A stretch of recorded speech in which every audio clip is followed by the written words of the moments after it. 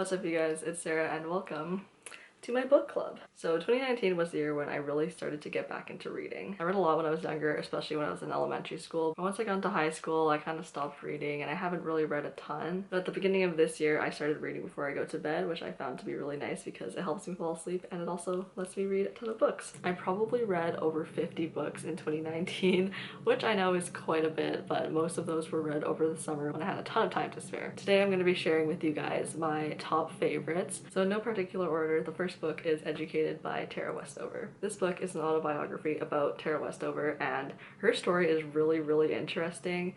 She grew up kind of in the middle of nowhere and her parents were survivalists and they didn't believe in like the government or education or hospitals or like anything like run by the government, I guess. She talks about her upbringing and everything she went through. It was kind of hard for me to get into it at the beginning, but once I got into it, it was so interesting and she's a really good writer and I love the way that she describes the imagery in her scenes. And it's also a really inspiring story. She went from having no high school diploma to having a PhD in history and that's just crazy to me. Book number 2 is Crazy Rich Asians by Kwan. I randomly started reading this book because one day I was on YouTube and I was just procrastinating and I was watching all these like random YouTube videos and eventually I went down this rabbit hole and started watching clips from the Crazy Rich Asians movie and then I was like, oh, maybe I should read the book. So I started reading the book and I just got right into it and I was like addicted to it. I think I finished the first book in like a day or two and then I immediately got the second and third book in the trilogy and I read those and I think I finished the whole trilogy in less than a week. It's not really a book that I would normally read, but it was kind of a fun read. Everything's just so like extravagant and it's just different than most books that I normally read. So if you guys haven't heard of it, it's about this girl named Rachel and her boyfriend is secretly really rich and it's just a story of her meeting his family and all the things that go with that, and you know, his family doesn't really like her because she's not rich. I don't really want to give away any of these books, so I'm not going to go super into detail about describing them. The only thing that I would say I don't really like about this book, but I also did kind of like because it was just different, was that it's written from the point of view of so many characters. It's really hard to keep track of all of them. He does have a family tree at the beginning of the book that you can kind of like look back to, but there's still some characters that aren't on it and then you just get confused and you don't really know who's who. Once I got like towards like the middle of the book, I kind of like had an idea, and now that I've read all 3 books, I like pretty much know who everyone is. But yeah, there's just a lot of people, so that can get a little bit confusing at times, but otherwise it's pretty easy to read. I don't know, for this book I can't exactly like pinpoint why I liked it so much. I just thought it was really interesting. And I think a part of it might be because this is the first book I've read where there are multiple Asian characters who are like main characters. It was really nice because when I was younger there were literally no books like that. Book number 3 is Memoirs of an Addicted Brain. A neuroscientist examines his former life on drugs by Marc David Lewis.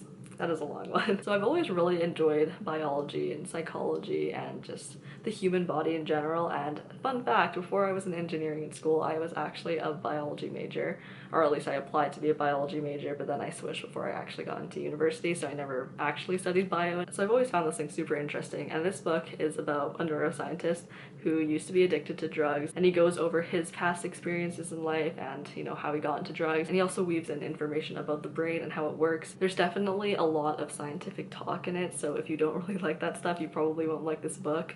And to be honest, I would usually read this before I went to sleep, so I was already really tired and I would skip over some of the parts where he like goes into like a lot of detail about the brain, because I honestly just found his story really interesting. If you're interested in learning more about the brain but you don't want to just read scientific articles, you should read this book. Book number 5 is Think Like a Pancreas by Gary Scheiner. This book has helped me so much with managing diabetes because, as you guys know, as I've probably mentioned hundreds of times by now on my channel, I was diagnosed at the end of September of 2019 and I've been consuming so many different resources to learn more about diabetes and how to manage it, and Think Like a Pancreas has been one of the most helpful books for me. He literally writes about probably everything you would want to know about diabetes, and this book is a little bit outdated and I'm pretty sure he's coming out with a new version sometime at the beginning of 2020, but this book is still really helpful. He talks about, you know, insulin, your insulin to carb ratio, how exercise affects your body, how sleep affects your body, just everything that you can imagine that you'd want to hear about with diabetes. And one thing that I really liked is that at the end of each chapter he'll have like a chapter highlight section so you can read the most important points of each chapter. If you've either had diabetes for a long time or if you've been recently diagnosed, I would highly recommend this book.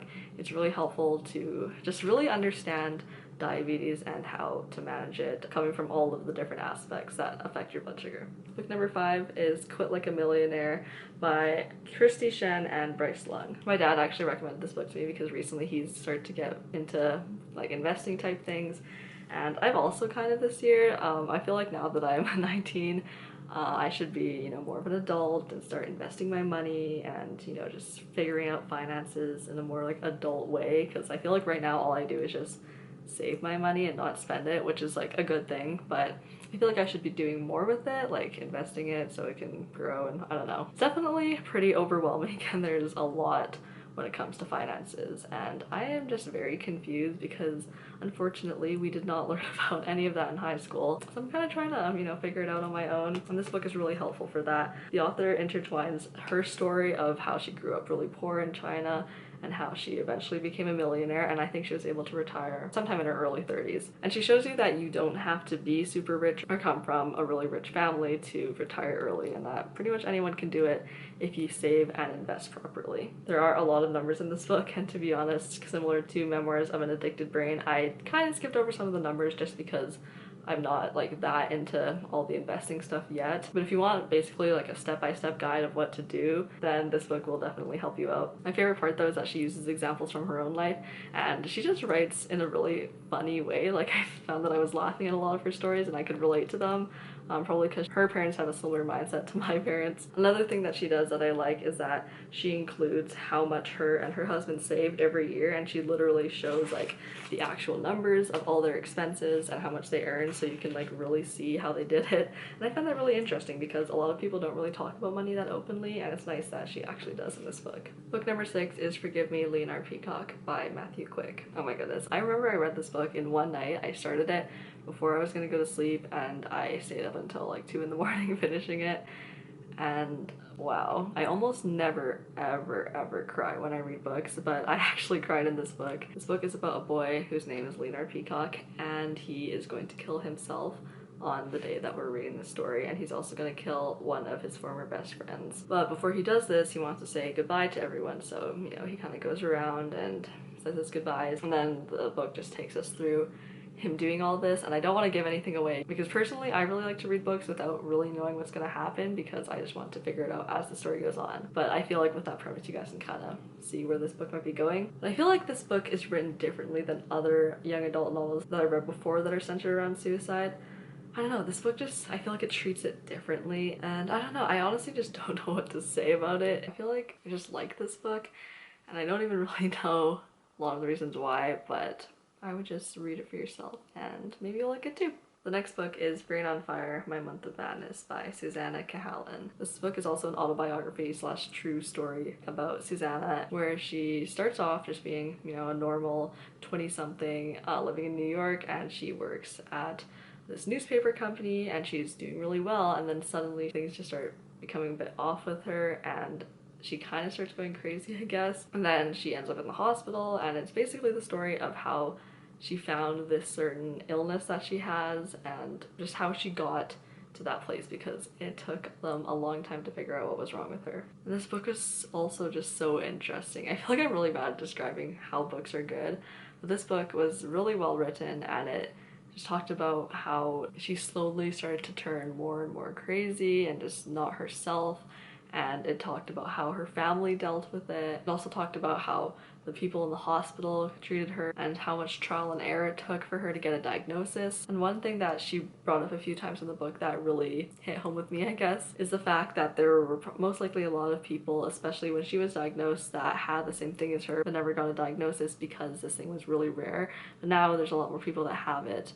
But the people that didn't get a diagnosis were most likely sent to a psychiatric hospital or something like that, and they probably will never get treatment because people just think that they've gone crazy and that their brain is just, you know, never going to be the same again. And it's crazy to me to think that, you know, she was in a different hospital and that the doctor that diagnosed her wasn't there. She might have never gotten a diagnosis and would have never gotten treatment. And that's something that I kind of relate to, I guess. Like, I have a few health problems, I guess, and I guess my most recent one, diabetes. I feel like with diabetes it's pretty easy to diagnose once you test someone's blood sugar, but if I, you know, decide just to not go to the hospital or something like that, or to just go to a clinic where maybe they wouldn't have tested my blood sugar because I had really weird symptoms and like something could have happened to me. And just thinking about those things is definitely really scary. The author also talks a little bit about how the brain works in this book. It's not as detailed as Memoirs of an Addicted Brain, so if you're also interested in the brain but you don't want to, you know, be overloaded with a ton of brain information, then this book would probably be for you. And last but not least,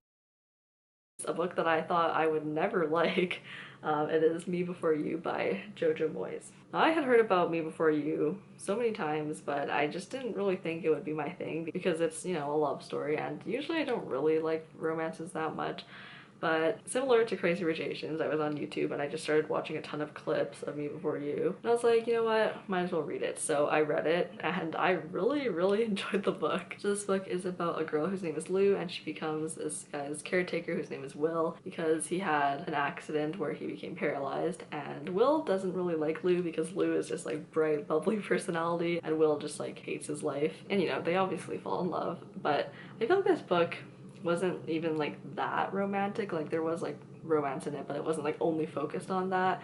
It's also focused on Will and him trying to, you know, accept his new life, and, you know, Lou's trying to make Will happy. And this book made me laugh quite a bit because Lou just does like a ton of funny things. Even if you don't really like romances like me, I feel like you might still like this book because it's quite different than most typical romances, just because of, you know, what the characters are and like the character dynamic. And this is also another book that did make me cry because, like I said, most books don't. But at the end of this book I did cry a little bit. No spoilers though, don't worry. And those were my favorite books of 2019. As you guys may have noticed, there are more non-fiction books than fiction, just because most fiction books I find don't really stay with me. I feel like I remember more of the non-fiction books, and a lot of fiction books I like, but as you guys could probably tell in the video, it was hard for me to pinpoint why exactly, and I didn't really know what to say about why I like them. I just remember that I did. I hope you guys pick up one of these books and try reading it over the course of the year, and definitely let me know what you think of them in the comments. If you guys have any books that you think I would like, please recommend them to me. I honestly read pretty much any type of book. I just really enjoy reading. So that is all for me for today, and I will see you guys in the next video. Peace out.